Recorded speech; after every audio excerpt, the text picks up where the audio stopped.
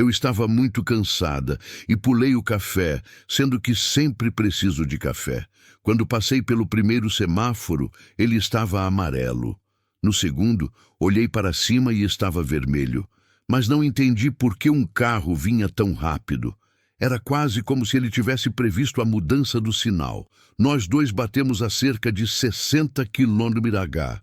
Imediatamente soube que algo estava errado com meu corpo, porque eu estava caída para um lado e não conseguia me mexer. A coisa mais próxima que consegui pensar, como uma oração, foi: Deus me ajude, o controle foi tomado. Num momento como esse, tudo sai do nosso controle. Passamos tanto tempo tentando controlar a vida e naquele instante eu soube que tinha acabado. O que aconteceu depois estava fora do meu controle. Eu cresci no interior do leste do Texas e tive uma infância maravilhosa e muito livre, no sentido de que passei muito tempo na natureza. Meu melhor amigo e eu andávamos a cavalo. Acordávamos às 6 da manhã. Eram ótimos momentos no verão e cavalgávamos até ficar muito quente por volta do meio-dia. Nadávamos em lagos e assim vivíamos essa vida. Isso estava muito ligado à natureza, e essa parte da minha vida foi fantástica. A parte dolorosa da infância foi que minha mãe tinha problemas mentais e houve muito abuso emocional e também algum abuso físico, então eu era isolado como filho único. Eu meio que me refugiei nos livros e nos estudos e vi a faculdade como minha saída, sabe? Esse era o meu caminho para o sucesso.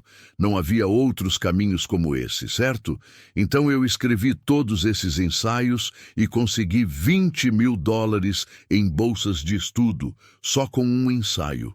A competição era acirrada, isso era muito importante. E nossa caixa de correio...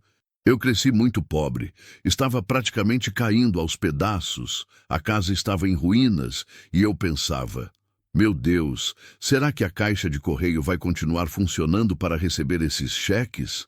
Então eu ficava esperando perto da caixa de correio e os cheques começaram a chegar. Aí eu soube que de alguma forma minha vida ia mudar. Muita coisa dependia disso e ir para a faculdade significava muito para mim. Eu fui para a Universidade do Texas, que é meio que uma universidade festeira.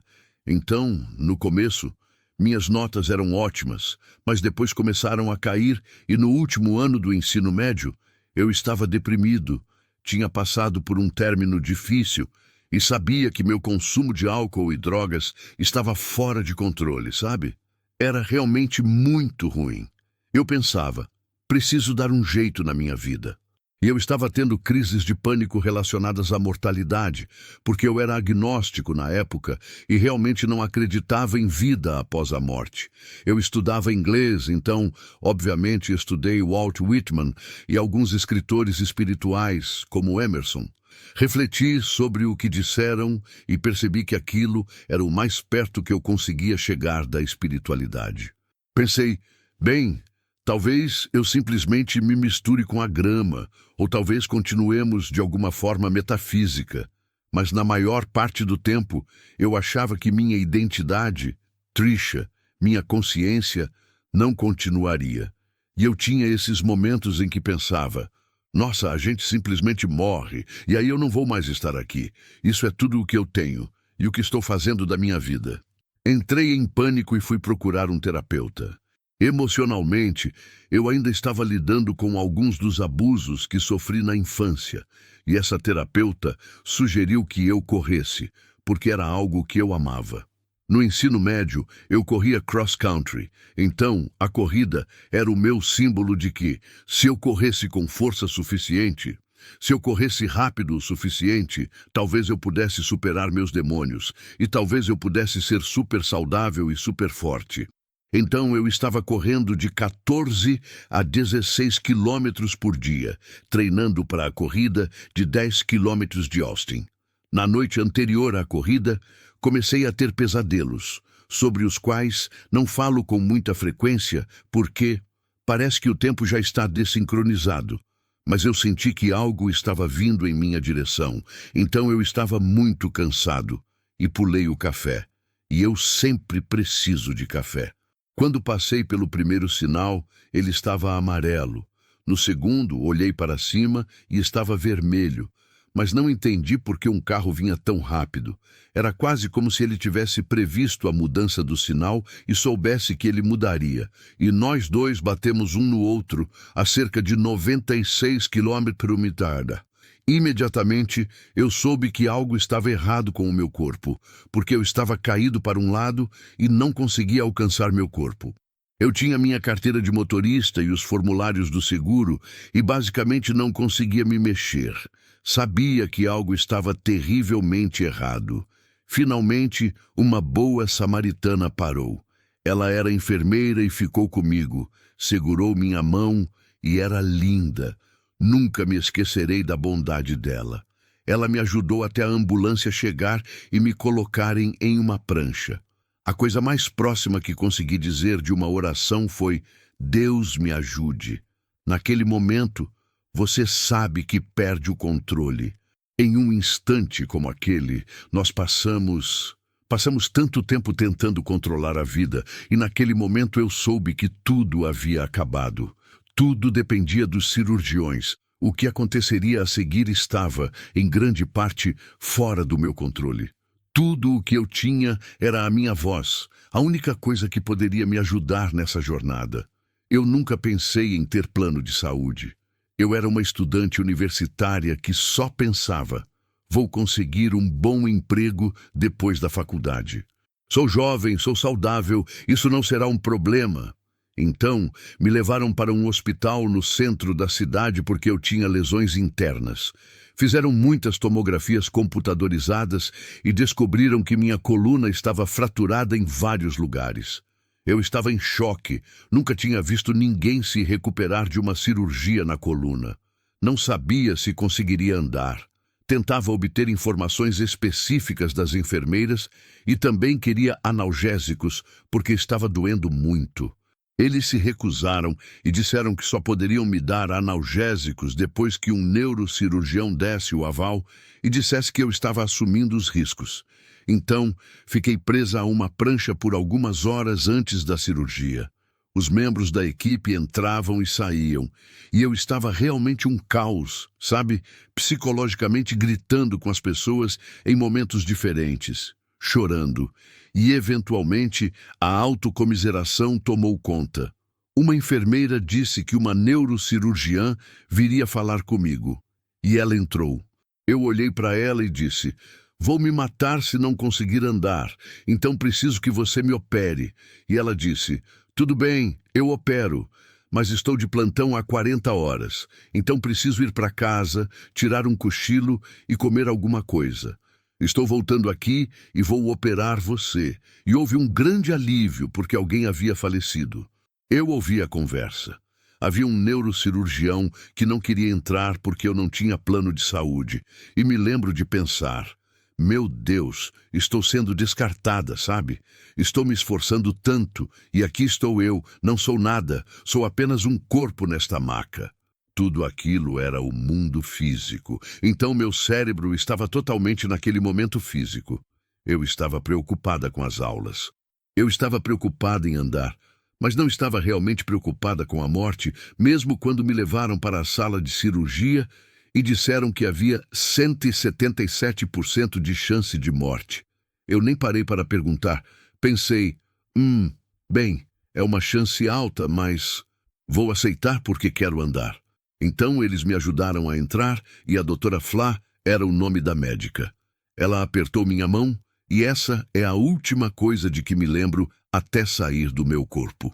No instante em que saí, eu estava meio que no canto da sala, olhando para os cirurgiões e para baixo.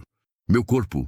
E quando você está fora do corpo, você não vê com os olhos normais, você meio que vê com essa visão de 360 graus, e você pode dar zoom e tal, ou pode ver atrás de você, mas não é tão importante, sabe? Você está olhando principalmente para o que está vendo, mas eu me lembro do topo da cabeça dos cirurgiões, e me lembro das mãos deles, e me lembro que havia uma música no rádio. Na verdade, era uma música do Elvis. Era uma estação de música ambiente, então eu pensei: eu conheço essa estação. Havia, sabe, muita consciência da sala em si e dos cirurgiões, e então eu pensei, estou vivo, eu vivo além deste corpo, e fiquei tão animado que quis contar para meus amigos agnósticos naquele momento. Pensei, agora posso explicar isso para eles, eles vão entender. A consciência definitivamente continua existindo. Levou muito mais tempo do que eu imaginava para realmente me comunicar com eles, mas achei que aquele momento já tinha sido profundo o suficiente. Só de olhar para o meu corpo, olhar para os cirurgiões, eu estava feliz. Quero dizer, não há palavras que descrevam aquela felicidade. Era alívio, uma paz absoluta que nos guiava. Eu me convenci disso naquele primeiro momento, porque minha consciência se sentiu à vontade. Sempre me sinto um pouco nervoso no corpo, e acho que a maioria das pessoas provavelmente se sente assim em algum grau. Há algo, alguma dor em algum lugar, alguma ansiedade ou algo acontecendo naquele espaço. Nada. Não havia dor, apenas paz, e minha inteligência parecia maior fora do corpo. Eu até pensei sobre aquela câmera. Esses neurocirurgiões deviam ser brilhantes, sabe? A doutora Hurley estava com seu assistente, que estava ao lado dela, e eu me lembro de olhar para eles e então, atrás deles, havia esses seres de luz com cerca de 2,7 metros de altura. Eu os chamava de seres de luz, de anjos, no meu livro, sabe? Anjos na câmera. Isso faz mais sentido para a maioria das pessoas, mas tudo o que eu sabia era que eles eram inteligentes, podiam se comunicar telepaticamente e estavam lá para enviar cura através dos neurocirurgiões para o meu corpo e me asseguraram que eu estava tão animada que até conseguiria correr de novo e que tudo ficaria bem. Aí, quase brincando, eles disseram, olha só isso. E quando disseram, olha só, eles canalizaram toda essa energia e luz através dos neurocirurgiões, iluminando toda a minha coluna. Lembro de ter pensado, que fantástico, os neurocirurgiões devem saber que os anjos trabalham através deles. Vou perguntar sobre isso mais tarde. Isso é incrível. Eles são tão inteligentes. Com certeza sabem que existe um plano ainda mais elevado. Inteligência trabalhando com eles e sabe. Aquele momento ficou marcado na minha memória, mas então o monitor parou de funcionar e naquele momento eu pensei, tecnicamente estou morto e não quero assistir. Será que eles precisam me virar? O que eles vão fazer? Como vão me reanimar? Anos depois, descobri que estava com hemorragia interna e estava morrendo de hemorragia. Então, eles começaram a cauterizar as veias, tentando estancar o sangramento e me dando transfusões de sangue. E foi isso que me trouxe de volta. Mas eu saí e... Quando você está em forma espiritual, você pode simplesmente atravessar paredes. Então, eu atravessei a primeira parede e depois mais algumas, e eu estava observando meu padrasto pegar uma barra de chocolate da máquina. Esse era o meu detalhe verificável. Para mim, não significava nada além de que eu o considerava um fanático por saúde. Então, a barra de chocolate foi engraçada para mim. Eu pensei, ele tem um vício secreto em açúcar. Eu sei disso. Então dei uma risadinha e meio que me movi para esse espaço acima de Austin, que era o céu noturno, e flutuei lá por um tempo. Enquanto eu estava fora do corpo, a liberdade me pareceu maravilhosa. Eu não tinha medo, apenas me sentia livre e feliz. Mesmo sabendo que retornaria ao corpo, pensei, estou muito longe agora, talvez não esteja. Sabe, talvez eu deva ficar aqui. E se eu ficasse aqui, tudo bem? E estava tudo bem, porque fora do corpo eu me sentia amparado por uma consciência maior, como o cérebro. O Dr. Eben Alexander e outros afirmam que o cérebro limita a consciência, que restringe o que podemos alcançar. Experiência e o que vemos, e fora do corpo vemos mais. Então eu simplesmente soube, naqueles primeiros momentos, que essa experiência não se compara a estar no corpo. Um dos meus outros pensamentos iniciais foi, isso é teatro, então tudo o que estamos fazendo é atuar, aprender coisas e vestir esses corpos, essas fantasias. Não parecia real, parecia a realidade. Algo como Amazing Behind the Curtain, ou agora entendi, nós apenas viemos aqui e... Muitas pessoas falam sobre reencarnação, o que faz todo o sentido para mim agora. Naquela época, eu realmente não pensava nisso. Apenas observava os detalhes daquela vida e percebia, sabe, esta vida que vivemos. Também sentia a energia de todos que já conheci e queria dizer a todos, basicamente, eu amo vocês, sejam melhores, sejam felizes, aproveitem suas vidas. Essa é a mensagem da alma, não algo negativo. Apenas um ei, vá e ame sua vida. E você sabe, o telescópio Hubble, há algumas imagens que juro são muito semelhantes ao que vi. A imensidão rosa das estrelas. Eu estava flutuando em algum lugar que não reconheci, mas sabia que estava entre as estrelas. Também senti uma inteligência superior vindo em minha direção na forma de luz, quase como telepatia, como se fosse um olhar angelical. Ela veio até mim e me transmitiu mensagens como: o amor é tudo o que importa, é tudo o que você leva consigo quando deixa este lugar. Seja como uma criança. Lembre-os de ir à natureza. Todas essas parecem mensagens simples e cristalizadas, mas havia umas 5 ou 6 mensagens assim, e elas foram implantadas profundamente em mim. Eu sabia que nunca as esqueceria, que aquilo era para ser algo que eu absorvi. Naquele momento, me foi mostrada uma parte da minha vida e vi alguns momentos da minha infância, quando brincava na natureza, momentos em que eu tinha fé. E esses momentos eram bons, como se a luz dissesse: ei, sua fé era linda, seu amor pelos animais era lindo, apenas se lembre. As coisas boas e as partes boas da vida, e as coisas que não eram boas, se dissiparam quase como quando a sombra desaparece. Era quase como se eu pensasse: bem, não é isso que vou levar comigo. Quase como se essa mensagem fosse: o amor é tudo o que levamos conosco. Não nos apegamos ao negativo. Neste lugar de luz, vi na minha avaliação de vida alguns pontos em que eu poderia melhorar e fui um pouco preconceituosa e crítica. Eu estava orgulhosa de mim mesma por ter entrado na UT e meio que menosprezava as pessoas que não foram para lá. Na faculdade, em diferentes empregos onde trabalhei, eu observava as pessoas que trabalhavam em tempo integral e com sobrepeso, e eu não era rude com elas, mas também não lhes dava espaço para me conhecerem. E eu via como elas eram gentis, e vi que um casal delas foi para casa e orou por mim, e eu quase choro quando penso nisso, porque elas perceberam que eu era uma pessoa deprimida e se importaram, e eu nem lhes dava atenção porque não gostava da roupa que usavam. Quer dizer, é simplesmente ridículo. Então, naquele momento, pensei: posso fazer melhor? Posso ser uma pessoa melhor? Não estou deixando espaço para a beleza que as pessoas são. Esse era o foco principal da minha mudança. Como se a fonte criadora quisesse que eu olhasse para a beleza nas pessoas e em seus corações.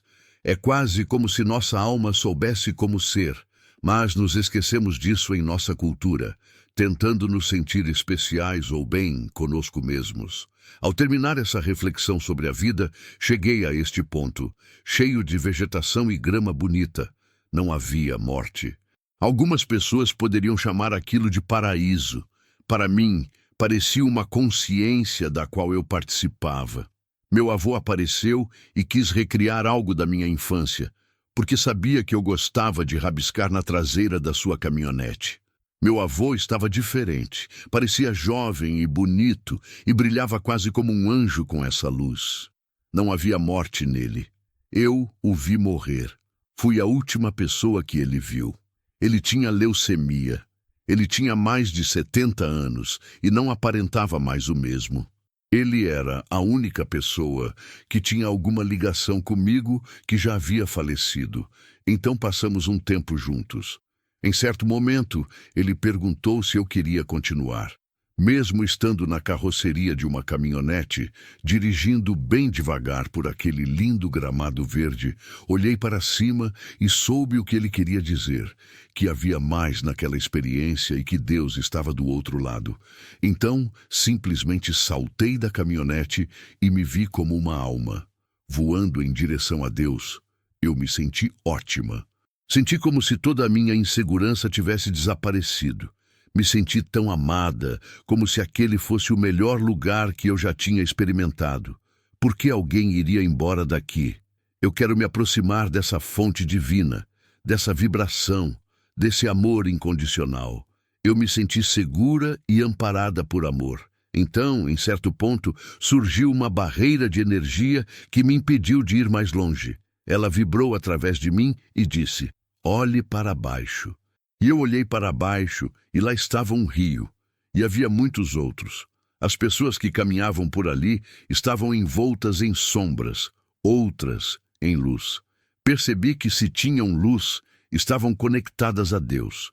Daquele lugar, parecia apenas uma questão de medo ou amor, uma escolha entre um e outro. Pensei, é simples. Vou voltar e dizer às pessoas para não temerem as coisas, sabe? E para amarem mais. Mas Deus disse, não, você vai ser um professor e vai fazer isso. E eu respondi, bem, não posso fazer isso porque não é o que eu quero. O que eu quero fazer é ganhar dinheiro. Eu cresci em extrema pobreza, então planejava cursar Direito na Universidade do Texas, UT, que tem uma ótima faculdade de Direito. Eu tinha amigos que estudavam lá e pensei em viajar, conhecer a Europa, sabe, fazer coisas divertidas.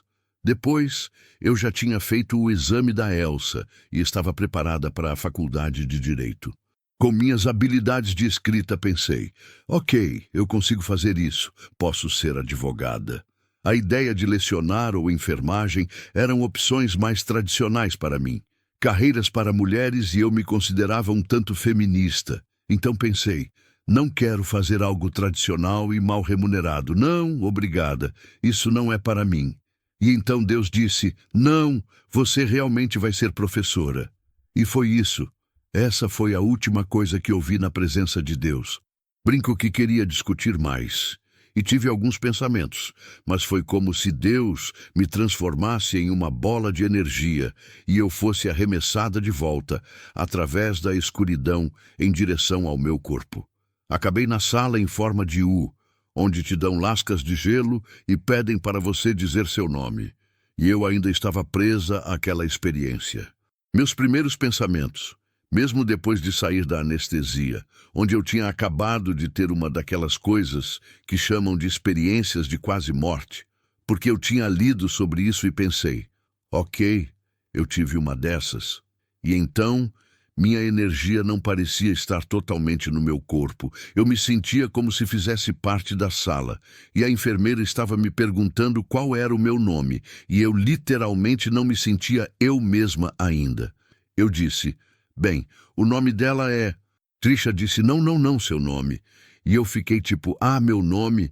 E então me senti um pouco triste, na verdade, por voltar à especificidade de ser eu, porque não sei como descrever.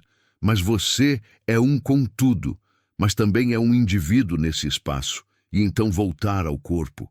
O corpo guarda traumas, o corpo guarda memórias. O corpo vai morrer aqui, mas nesse espaço você é eterno e livre. E é tão lindo. Então já havia uma aversão a estar no corpo.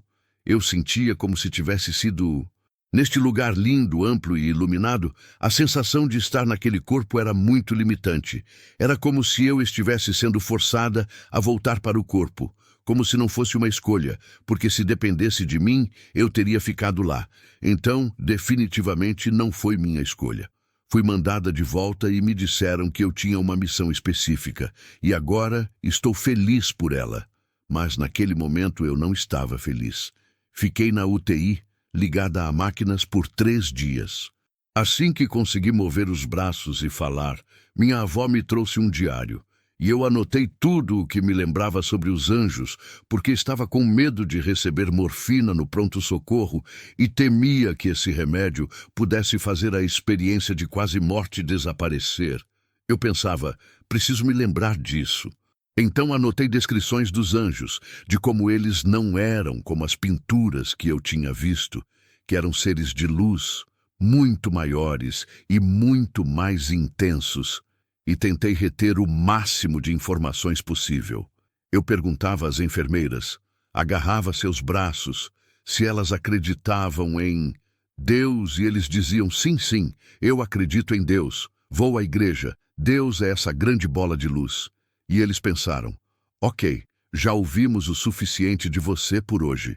Então eu sei que as pessoas estavam tendo reações do tipo, tudo bem, você pode parar de falar agora, e até minha cirurgiã, eu perguntei a ela quanto tempo eu fiquei morta, e ela disse, você ficou morta por cerca de 2 minutos e meio, e isso é muito cedo, mas você recebeu várias transfusões de sangue, você vai ficar bem.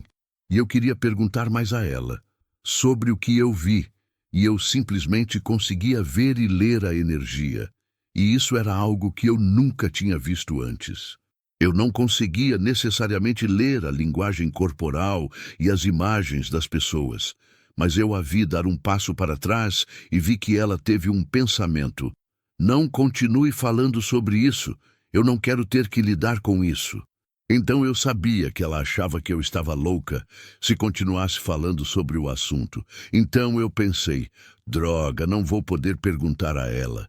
E isso me decepcionou, porque eu queria muito perguntar se ela sabia que estava sendo auxiliada por anjos. Mas eu era diferente desde o início. Comecei a ver as pessoas de forma diferente e a perceber manipulação, insegurança e todo tipo de coisa ruim na minha família e ao meu redor. E eu queria ajudá-los, sinceramente. Houve momentos em que entrei em contato com minha mãe e tentei contar sobre a minha experiência. E a única pessoa da minha família que se mostrou receptiva foi minha avó. Ela disse para minha mãe, em certo momento, deixe-a falar, está tudo bem. Isso é interessante, essa é a experiência dela. Ela foi tolerante e minha mãe revirou os olhos e disse, como ela poderia saber alguma coisa sobre Deus? E eu me lembro, isso vai ser mais difícil do que eu imaginava, mas continuei tentando. E houve um momento em que finalmente ficamos sozinhas e eu disse, mãe, eu morri. A primeira pergunta dela foi, você viu Jesus? Eu respondi, bem não. Percebi que ela ficou tensa, como se não tivesse sido uma boa resposta. Então, continuei. Mas o que eu vivi foi incrível. Me transformou. Eu acredito em Deus agora. Positivo podemos começar por aí, sabe? Tipo, eu sei que a gente continua e eu queria comunicar a ela que ela era tão amada quanto eu. Eu disse, olha, você está errada e eu estou errado, mas nós duas somos amadas. Não é ótimo? E eu pude ver no rosto dela que ela estava pensando. Eu não estou errada. Você que está errada. Então eu pensei, isso não é para ser uma briga. Isso é para ser uma boa notícia, que nós duas nos amamos muito mais do que podemos imaginar. Então, aos poucos, comecei a me fechar e a perceber que eu não podia simplesmente contar isso para todo mundo. Muitas experiências no cenário indie me obrigaram a voltar à vida normal. E eu tive sorte de ter uma longa recuperação de 9 meses. Fiquei com o corpo engessado na casa da minha mãe e do meu padrasto, e eles me traziam livros da biblioteca. Eu lia Carlos Castaneda, Marianne Williamson, Dag Chopra, sabe? Estava me aprofundando em material espiritual e muito conectado com o processo físico de cura. Foi incrível como, em apenas 9 dias, em uma cama de hospital, eu estava na melhor forma da minha vida. Correndo 14 quilômetros por dia, prestes a correr esta prova, eu não conseguia nem ficar na ponta dos pés depois disso. Sabe, meu corpo estava tão fraco que cada parte de mim parecia estar em chamas. Minha coluna inteira parecia que tinha um atiçador nela. Mas, semana após semana, foi ficando mais fácil e houve melhora. Eventualmente, eu consegui andar. Era o auge do verão, então eu tinha que fazer isso bem cedo pela manhã ou bem tarde da noite. De manhã cedo, havia muitos idosos na rua que viram aquela garota estranha com Com o corpo engessado, começaram a me perguntar sobre minha experiência e eu conheci os vizinhos, que foram muito receptivos. Descobri que pessoas que estavam morrendo ou que tinham tido um susto com câncer adoraram minha história e se tornaram meus maiores fãs na rua. Quando finalmente cheguei ao final da rua, eles tomaram seu café, aplaudiram e disseram: "Você conseguiu!" Era como se eu tivesse um grupo de torcedores mais velhos na vizinhança dos meus pais. Então, a vida era mágica, mesmo sendo dolorosa. Houve muitas descobertas. Aprendi a ter sonhos lúcidos e participei de experiências com a consciência fora do meu corpo. Eu estava num estado realmente belo de integração mais rápida, porque tive aqueles 9 meses para ler, meditar e refletir. Antes da minha experiência de quase morte, eu estava um tanto fechado. A única maneira de me abrir era bebendo um pouco ou saindo com amigos e ouvindo música. Eu não me entregava muito, não era tão livre de limites. Eu era uma pessoa cheia de amor e, de certa forma, me protegia muito porque desconfiava das pessoas. Eu tinha muitas barreiras, sabe? Acho que por causa da minha infância, eu mantinha limites rígidos com as pessoas. Mas depois da minha experiência de quase morte, eu amava todo mundo. Eu caminhava pela rua e me preocupava com todos. Eu simplesmente via a luz e cada ser humano transbordava de amor. Eu tinha essa telepatia, eu entendia o que as pessoas estavam pensando e sentindo. Eu amava os animais. Quer dizer, eu era tão feliz. No primeiro ano, nem consigo descrever a felicidade e a liberdade de poder caminhar, de poder explorar este mundo e saber que existe energia que vem das árvores, que tudo é consciente, que tudo é belo. Isso simplesmente não fazia parte da minha consciência. A única coisa que eu tinha consciência antes era eu mesma, sabe? Meus pensamentos, minha cabeça. E muitos desses pensamentos não eram nada bons. Então percebi que todos aqueles pensamentos negativos, pensamentos que eu tinha me derrubavam, e eu não precisava necessariamente tê-los. Isso se tornou um processo contínuo de lidar com meus próprios pensamentos e perceber quais pensamentos são meus, quais não são, e como viver uma vida mais feliz. Também voltei para a faculdade, tirei minha certificação para lecionar, me formei e comecei a dar aulas imediatamente. No minuto em que entrei na sala de aula, foi mágico. Pensei: o que eu faço? O que vou dizer a esses alunos? Então, simplesmente lhes disse a verdade. Foi tipo: eu não quero ser professora. Eu sei que vocês não querem estar aqui. Eu também não. Eu fiquei tipo: mas me disseram para vir aqui e aqui está a minha história. E eles ficaram de boca aberta, olhos arregalados e disseram: eu tenho uma pergunta. E houve muita comunicação e muita conexão desde o início.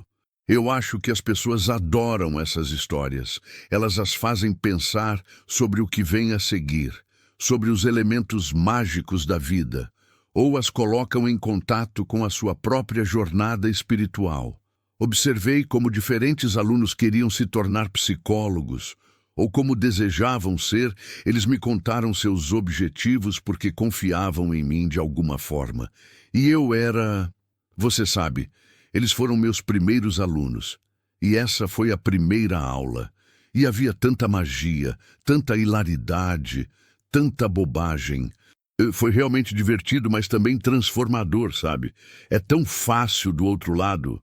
Só existe amor e só existe medo. Mas aqui, às vezes, as pessoas te atacam por medo. Às vezes, as pessoas são manipuladoras por medo. É que eles não têm o suficiente ou precisam de algo de você. E isso é devastador para as pessoas, sabe? Mas eu vejo esse medo como um bloqueio à luz de Deus. Pode ser depressão, pode ser qualquer coisa que te impeça de se conectar com Deus. E eu acho que a natureza é um caminho para muitas pessoas se curarem. Acho que é uma forma de muitas pessoas superarem muitas coisas. O isolamento, o tempo na natureza, a reflexão sobre a vida, repensar o que você quer fazer, como quer fazer de forma diferente e se reconectar com algo. É como uma luz que surge a cada instante em que sua alma desperta nessa jornada e pensa: estou fazendo algo bom, sabe? Tenho um sonho, um dom, algo para compartilhar ou algo para ajudar as pessoas. Sempre que você acorda e se conecta com algo maior do que você mesmo, então você está vencendo. E eu acho que todos nós podemos vencer em diferentes momentos de nossas vidas. Talvez haja dificuldades, mas ainda assim podemos chegar a um ponto em que contribuímos para a sociedade ou desfrutamos plenamente da vida, com muita alegria. Em nossas vidas, sabemos que, da melhor forma possível, estamos oferecendo amor ao mundo. Quero dizer, sei que todos nós nos frustramos com o trânsito, a tecnologia e todo tipo de coisa. Eu não sou imune a isso, sabe? Certamente tenho momentos na vida em que me sinto terrivelmente frustrado. Mas volto a pensar: como posso aproveitar mais isso? Como posso me lembrar de que minha energia afeta outras pessoas e como posso evitar afetá-las negativamente? E espero que, em um nível quântico e nesse nível de unidade, isso aconteça cada vez mais. Mais pessoas estão despertando para a nossa interconexão, porque se percebermos que estamos todos conectados e que somos todos um, não desejaríamos que ninguém sofresse. Faríamos do sofrimento na sociedade o nosso foco principal. Como podemos aliviar o sofrimento? Como podemos aliviar o sofrimento na vida das crianças, dos idosos, das pessoas sem seguro-saúde, das pessoas que não conseguem encontrar emprego, das pessoas com deficiência? Como podemos, de forma geral, ajudar as pessoas a viverem vidas melhores? Acho que muitas pessoas que estiveram à beira da morte, as experiências apontam para um amor maior do outro lado que pode nos ajudar a viver vidas melhores. Vamos lá pôr